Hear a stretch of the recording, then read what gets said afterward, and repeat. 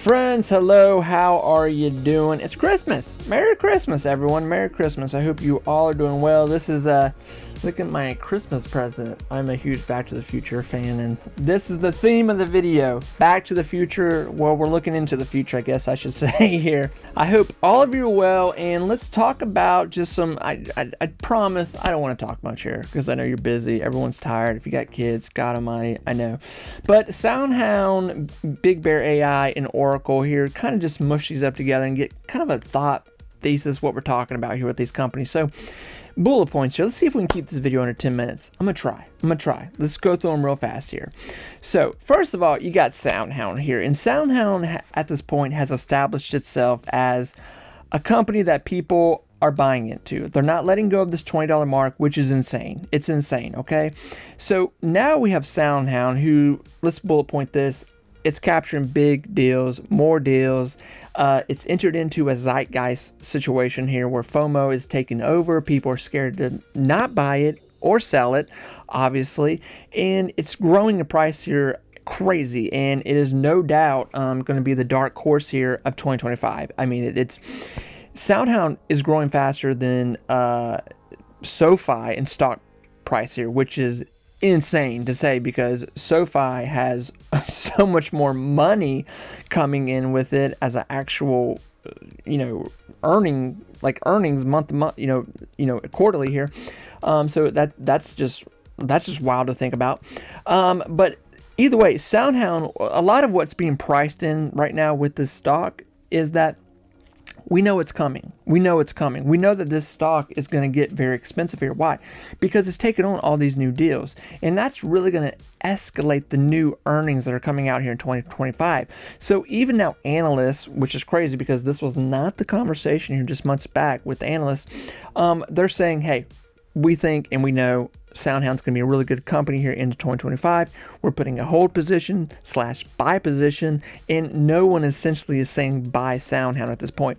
Could there be sell-off? Sure, there could be sell-off, but we've been saying that for about 3 weeks, and we're not saying it. Could it come? Sure. The question is, what is the sell-off with SoundHound at this point? I don't know. I was expecting SoundHound to go at least back to $16. It won't even go back to $16, and that's the thing. People are scared to sell it because they know it's coming. And if these next quarterlies that come out to wrap up 2024 here, if they show signs, which they should, of a company that could possibly double its revenue here in 2025, it's going to be a marvelous year here for SoundHound, and it's definitely going to be something that could be ridiculous expensive here very, very soon. So I think SoundHound is just a bag of positivity. And to me, yes, bullet points, bad things. Yeah, there's debt. They're paying it off. Yes, there's still unknowns. Yes, we want the company to continue to grow here with bigger deals, obviously. But man, you got to have faith somewhere. You got to start somewhere, okay? I mean, people were saying this crap about Palantir when it was $7. Like, well, we're not. Listen, do you want to jump into something when it's $50, $70, or do you want to try to jump in when it's cheap, okay? What do you want here? So there's always someone's got to say something. I get it. Everyone wants to be a part of something magical and amazing. Okay, we're just presenting what's going on here. Next, talking about Big Bear, I have spoken my piece on Big Bear. And this is going to be a very confusing statement, what I'm about to say. But first of all, bullet points, good points. I am in Big Bear. I am holding. I'm actually still buying Big Bear. I'm buying. Every time we see a huge dip in Big Bear, I walk in and I go, give me some more. So I am not expecting much at this point in time with Big Bear. I'm not expecting Big Bear to go to $6 to $7, especially double digit, okay? Unless it gets caught in some kind of FOMO situation, which we are seeing little signs of, but still nothing that thick.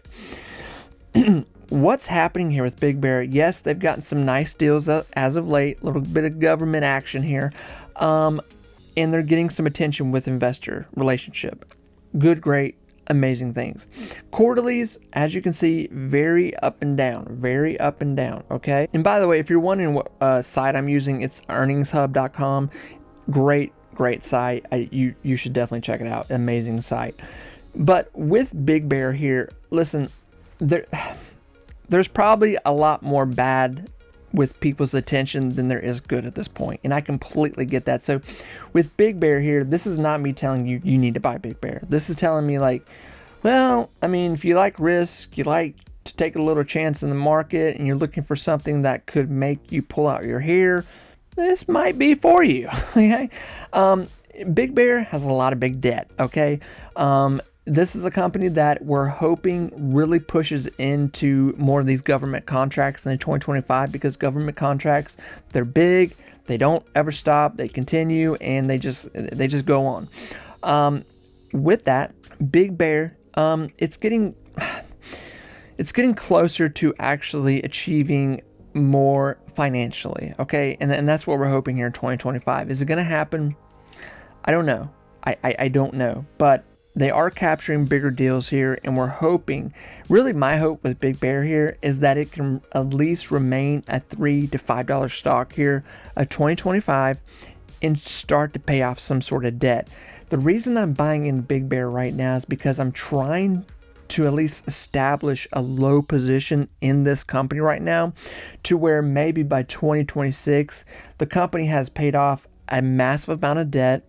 They've captured bigger, better deals that are ongoing into the next, decade, and that they really start to shape their company, and maybe, God willing, they partner with another big AI company with similar AI, what they do, Palantir.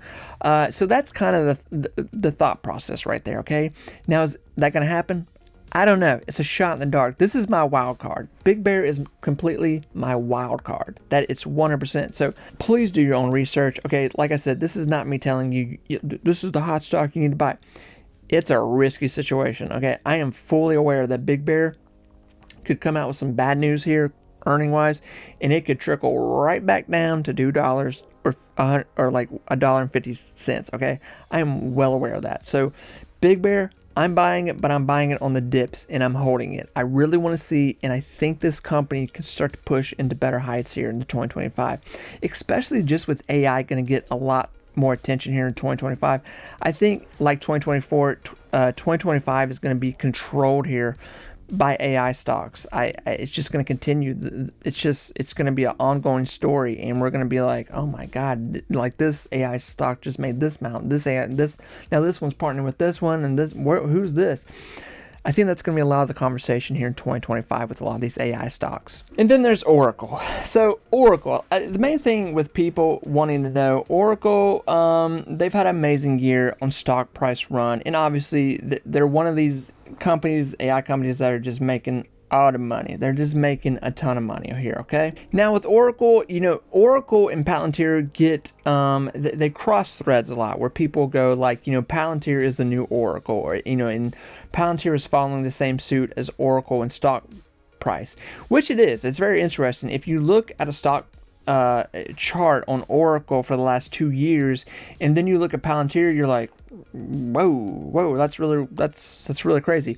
And even on earnings too, Oracle just was on this like thread of like just like killing earnings, and then hit a little bit of a slope where they kind of lost some of what they were doing, but then started to pick it up again, and now they're snaking along here, but still making crazy amount of money right now.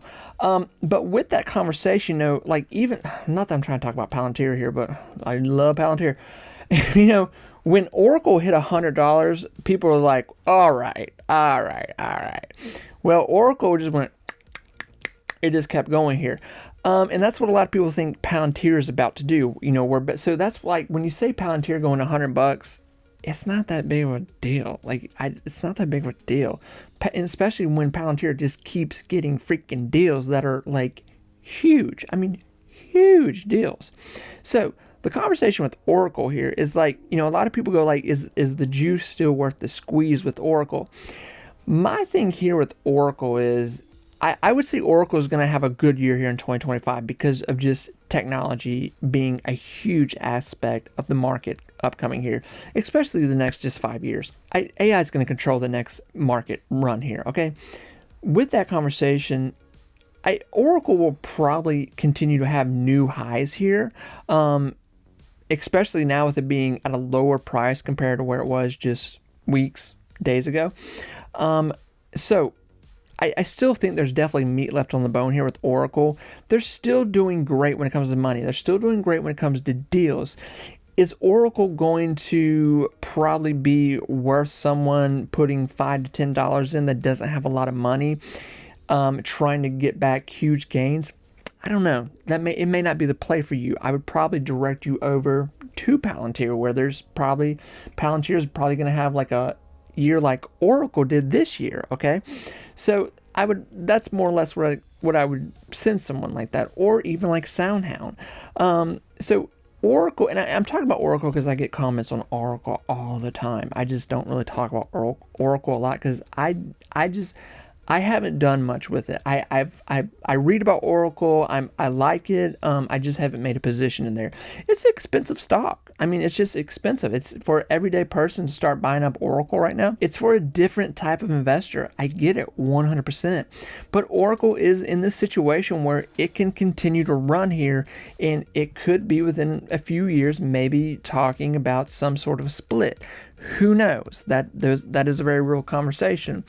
But listen, if you got time, you got money, yeah, Oracle might be your play. If you like slow burns, I hate to say slow because Oracle's had an amazing year. I think what the general conversation is coming up with what I'm seeing just in the atmosphere of conversation with Oracle right now, people are like, I don't really think there's a lot left with Oracle in growth. I beg to differ. I just think it's going to be it could slow down here a little bit. Will Oracle hit $200? Of course, Oracle is going to hit $200 here. It's going to keep running regardless because it's got the backing. It's got people's attention. And even when they're not hitting these, their earnings where they're beating them or beating expectations, I should say, they're still raking in tons of money. I mean, they're still just raking in tons of money. So that is kind of my thought on Oracle. Amazing company, amazing growth this year. I mean, killed it. If you could have bought in at the beginning of the year, I mean, you would have killed it this year. Okay, I mean, just killed it. It is going to be interesting to see how much more they can pump into 2025. Can they just keep running like they are? Sure, they could. They've got people's attention. It can definitely happen. It's turning into a situation where it's for a different kind of investor. Does that make sense? Because even like me talking about Big Bear, I've said a lot of negative things about Big Bear, as I've said positive things, but I would probably say people would probably say like, well, I'm just going to take a chance in buying Big Bear. I'm going to take the risk. That's just I know how investors think. I know how we all think. At the end of the day, people are wanting to make a profit at a price range they can afford. I get it 100%. Like, I get it. But Big Bear's a situation where it's not making expectation quarterly wise. Like, it's still trying to find that, and that's why these deals that it's been getting as of late are more interesting, where people are going like, okay, well, 2025 actually might be a pretty good year here for Big Bear. So with that, SoundHound, that's a solid buy in a 2025. That's a solid buy. SoundHound's going places. Oracle, it's going to be a slow, continue growth up all year. I mean, from January, essentially this time last year with Oracle, I mean, you're talking almost an $80 growth period. Okay, I mean, essentially almost $100 because it sold off here a little bit. And then Big Bear's doing good. Big Bear's doing good. I'm proud of Big Bear. But I really want to see more with Big Bear. Friends, I told you I was going to keep it short. I'm going to keep it short. Merry Christmas. I hope you had a wonderful Christmas with your family, with your kids, or just you watching movies and eating food. Friends, I will talk to you soon. Take care of yourself. Bye-bye.